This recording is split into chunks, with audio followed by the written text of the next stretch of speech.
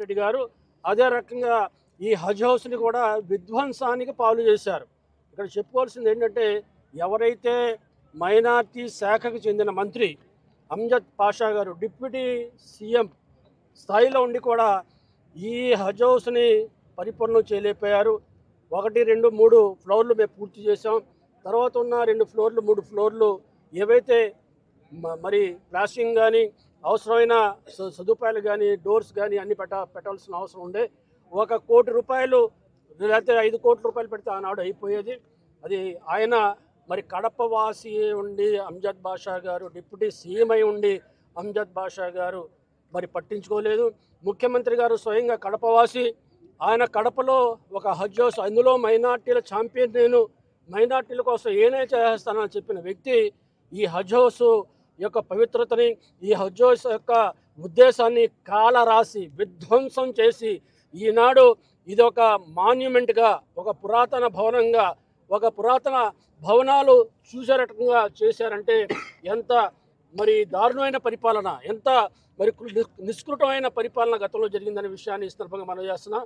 కేవలం ఈ హజ్ హౌస్ని ఏదైతే మేము విద్యార్థుల కోసం పెట్టుకున్నామో, డార్మెటరీ కోసం పెంచుకున్నామో, మంచాలు, బెడ్స్, పిల్లోస్ అవన్నీ కూడా కోవిడ్ సమయంలో మరి కోవిడ్ కేంద్రంగా పెట్టారు, ఆసుపత్రిగా పెట్టారు. కోవిడ్ వచ్చిన వాళ్ళకి ఇక్కడ పెట్టారు.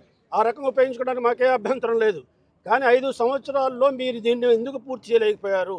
దీనికి కావాల్సిన రోడ్లు ఎందుకు వేయలేకపోయారు? దీనికి కావాల్సిన మిగతా పనులు మీరు ఎందుకు చేయలేకపోయారు?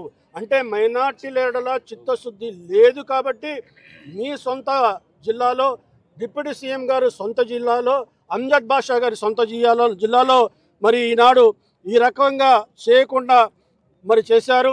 అదే రకంగా జగన్ మేనమామ ఎమ్మెల్యే గారు ఉన్న అప్పుడు ఆయన ఎమ్మెల్యే గారు ఉన్నారు, ఆయన మేనమామ, అయినా కూడా పట్టించుకోలేదు. ఇది పూర్తిగా నిర్లక్ష్యం. ఇది మైనార్టీలకు మరి ద్రోహం చేసిన విషయంగా ఈ సందర్భంగా చేస్తున్నా. ఈనాడు వచ్చాం, ఇక్కడ పరిస్థితులను చూసాం. మరి ఎవరూ లేకపోతే అరాచక శక్తులు వస్తాయి, ఎవరూ లేకపోతే దొంగతనాలు ఈజీగా దొంగతనం చేసుకుంటారు. ఆ రకంగా దోచుకోవడానికి మరి వీలుగా ఈ భవనాన్ని, హజ్ హౌస్ని ఈ రకంగా ఉంచేశారు. మరి ఎవరైతే సంఘ వ్యతిరేక శక్తులు ఉన్నారో వాళ్ళందరూ కూడా మరి చాలామంది ఇక్కడ వచ్చి వ్యతిరేక కార్యక్రమాలు చేయటం, దొంగతనాలు చేయటం, ఏవైతే ఎలక్ట్రికల్ ఉపకరణాలు ఉన్నాయో అన్నీ తీసుకుపోయారు, ఎలక్ట్రికల్ వైర్లు తీసుకుపోయారు. మరి చాలా కిటికీలు కానీ గుమ్మాలు కానీ విధ్వంసం చేశారు. ఎందుకు విధ్వంసం చేశారో, చేయాల్సిన అవసరం వచ్చిందో నాకు తెలియదు.